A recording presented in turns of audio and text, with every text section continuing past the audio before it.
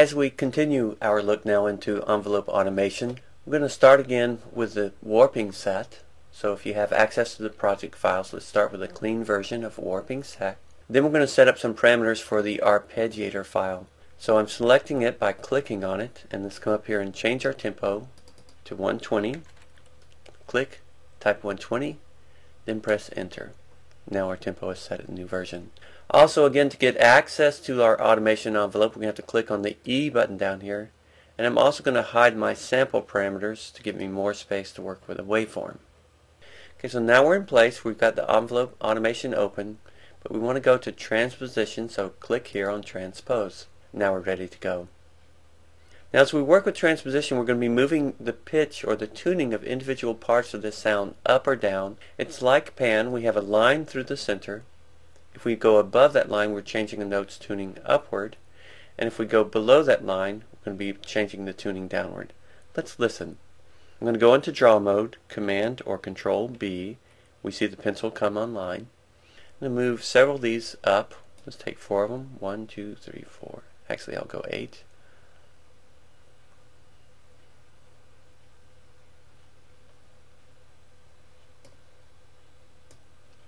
And I'm going to pull the next 8 down. And let's listen. Let's start on click on the launch clip button here on arpegg.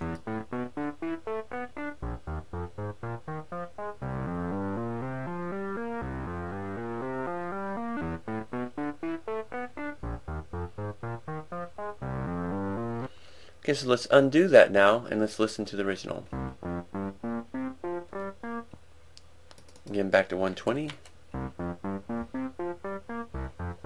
So now we saw we could do a complete group of notes. We can take a whole passage also and move it up. Let's come out of draw mode. Control B turns it back off. Enter a single click. Let's pull the whole passage up a whole step.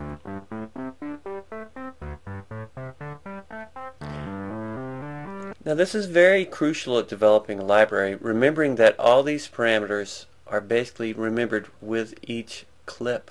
So if I'm going to copy arpeggiator, I'm going to hold down Option or Alternate for Windows, click and hold and pull that down.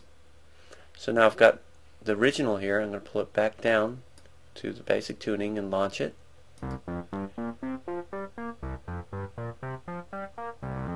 I'm going to launch its copy.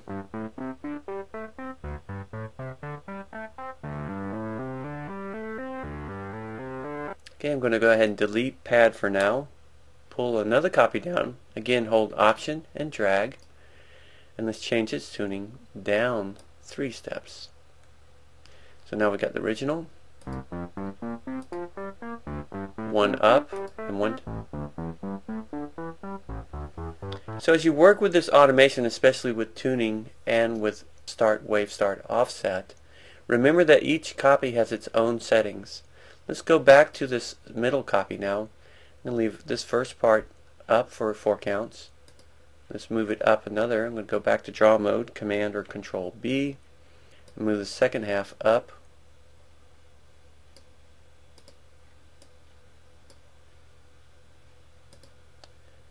And let's listen again. So original, first copy, moves up higher, and down on the third one. Okay, so let's hang out with the center one. Again, I'm clicking on it to select it, and we see it down here. We can take individual notes and move them up and down. I'm going to launch it clip here.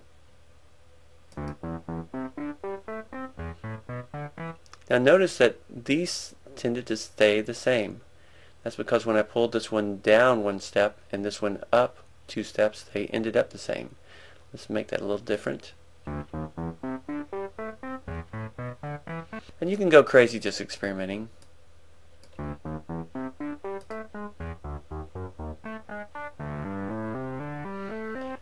Now don't be confused and think that all automation has to be in the draw mode. I'm going to come out of draw mode. I'm going to leave this point here, mark in a spot here, and make it slowly glide upward. Let's listen now. Spacebar.